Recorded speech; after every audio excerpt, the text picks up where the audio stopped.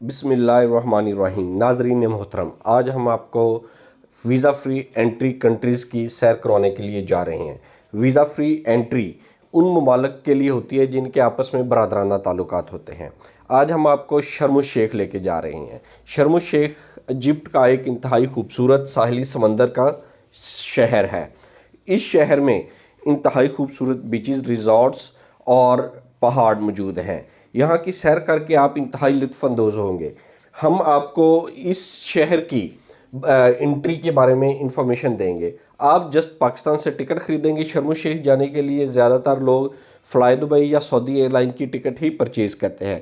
یہ آج ہم نے شہر اس لیے سلیکٹ کیا کہ سعودی عربیہ نے ٹکٹس کے اوپر ڈسکاؤنٹ کیا ہوا ہے اور شرم الشیخ جانا ایزی ہے۔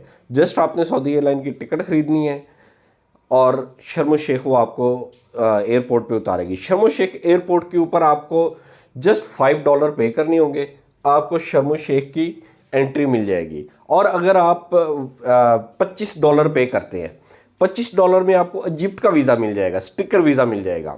اس ویزے کے اوپر آپ نہ صرف کائرو جا سکتے ہیں بلکہ مصر کے باقی تمام جو تاریخی مقامات ہیں ان کی سیر بھی کر سکتے ہیں۔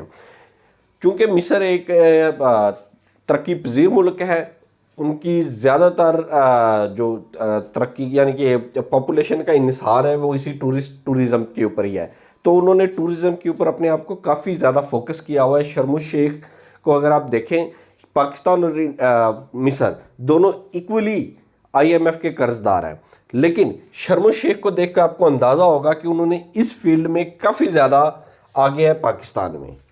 یعنی کہ ہمارے پاس ساحلی سمندر، کراچی، مکران یا آپ چلے جائیں گوادر، اس کے کمپیریزن ایجپٹ کے اس شہر شرم الشیخ سے کریں تو وہ بہت ایڈوانس ہے۔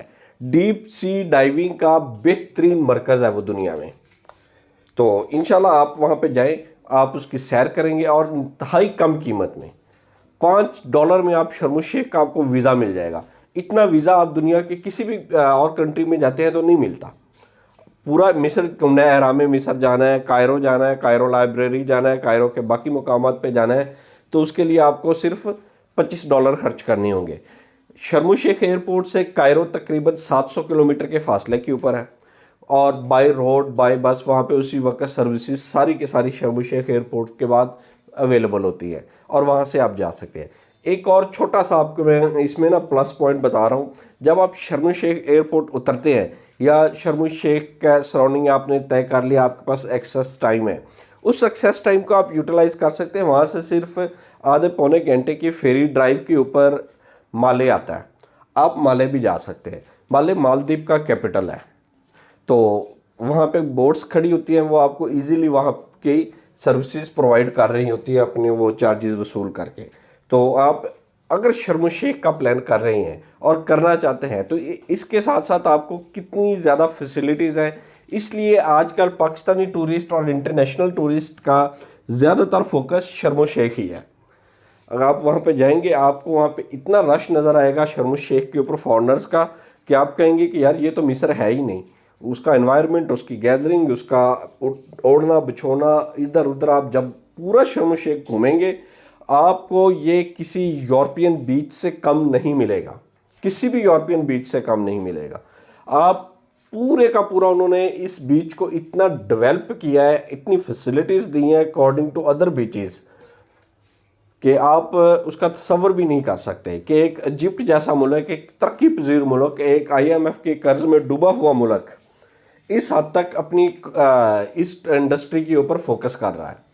تو میری بھی کیونکہ وہ ان کے پاس اینشنٹس کافی زیادہ مقامات ہیں، قدیم مقامات ہیں، تاریخی مقامات ہیں جن کے اوپر لوگ جانا چاہتے ہیں اور لوگ جاتے ہیں، تو وہ اس لیے اس کو ساتھ پریفر یہ بھی کرتے ہیں۔